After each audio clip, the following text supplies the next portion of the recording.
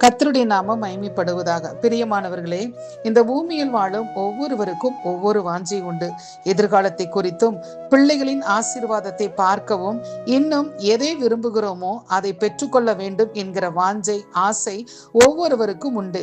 சங்கீதம் 42:1 கூட தாவீதுக்கு ஒரு வாஞ்சை காணப்படுகிறதை நாம் பார்க்க முடிகிறது. மான்கள் நீரோடை வாஞ்சித்து கதறுவது போல என் ஆத்துமா உம்மையே வாஞ்சித்து கதறுகிறது என்று சொல்லுகிறார். தாவீதுடைய ஆத்துமா தேவனை வாஞ்சித்து கதறுகிறது. எப்படி என்றால், மான்கள் நீரோடையே வாஞ்சித்து கதறுவது போல என்று சொல்லுகிறார். மான்கள் தாகத்தோடு இருக்கும்போது நீரோடை எப்படி வாஞ்சிக்குமோ, எதிர்பார்க்குமோ, அது போல தன்னுடைய ஆத்துமா தேவனை தேட வாஞ்சிக்கிறதாக சொல்லுகிறார். அது மட்டுமல்ல, 1 நாளாகமம் 29 2 3 தாவீது தேவனுக்கென்று அரண்மனை கட்ட வேண்டும் என்கிற வாஞ்சையோடு காணப்படுகிறார்.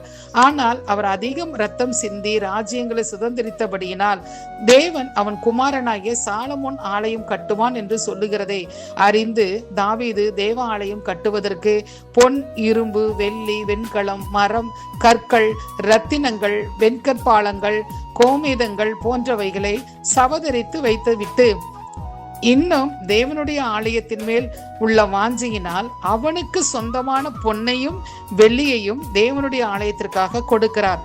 பாருங்கள், தாவீதுக்கு தேவனுடைய ஆலயம் கட்டப்பட வேண்டும் என்பதில் கொடுப்பதில் வாஞ்சியாக காணப்படுகிறார். அதனால் தான் தனக்குண்டான பொன்னையும் வெள்ளியும் கூட தேவனுடைய ஆலயத்திற்காக கொடுக்க முற்படுகிறார்.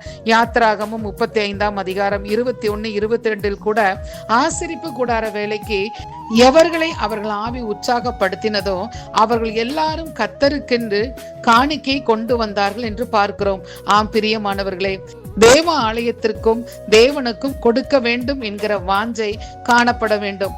நாம் நினைக்கலாம், கொடுப்பதற்கு என்னிடத்தில் ஒன்றும் இல்லையே, எனக்கு தேவைகள் அதிகம் காணப்படுகிறதே, தேவன் என்னை இன்னும் ஆசீர்வதித்தால் நான் கொடுப்பேன் என்றெல்லாம் நினைக்கலாம். மார்க்கு சுவிசேஷம் 12 40 முதல் 44 வாசித்து பார்க்கும்போது காணிக்கை பெட்டிக்கு எதிராக இயேசு உட்கார்ந்து ஜனங்கள் காணிக்கை போடுவதை பார்த்து கொண்டிருக்கிறார். ஐஸ்வர்யவான்கள் அநேகர் அதிகமாய் போட்டார்கள். ஏழையான ஒரு விதவையும் வந்து ஒரு துட்டுக்கு சரியான 2 காசை போடுகிறார். இதை பார்த்த இயேசு தம்முடைய சீஷரை அழைத்து சொல்லுகிறார், மற்ற எல்லாரை பார்க்கிலும் இந்த ஏழை விதவை அதிகம் போட்டால்.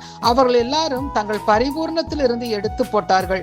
இவளோ தன் வறுமையிலிருந்து ஜீவனுக்கு உண்டாயிருந்ததெல்லாம் போட்டுவிட்டாள் என்று அவள் காணிக்கையை உயர்வாக சொல்லுகிறார். நிச்சயம் அந்த ஏழை விதவை கர்த்தரால் ஆசீர்வதிக்கப்பட்டிருப்பாள். அப்படியானால் வறுமையிலிருந்தும் கூட தேவனுக்கு கொடுக்க முடியும் என்று சொல்லி நாம் பார்க்க முடிகிறது. உற்சாகமாய் கொடுக்கிறவனிடத்தில் தேவன் பிரியமாய் இருக்கிறார் என்று 2 கொரிந்தியர் 9:9 கர்த்தருடைய ஆலயத்திற்கு தாவீதை போல கொடுப்பதில் வாஞ்சையாய் நாம் காணப்பட வேண்டும்.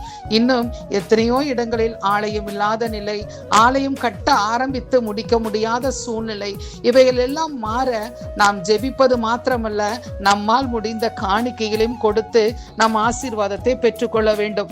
கர்த்தருக்காக கொடுத்த எவரும் தரித்திரரானதில்லை என்று கர்த்தருடைய வசனம் சொல்லுகிறது. கர்த்தர் தாமே கொடுக்கக்கூடிய வாஞ்சியை நமக்கு கொடுத்து ஆசீர்வதிப்பாராக. ஆமென்.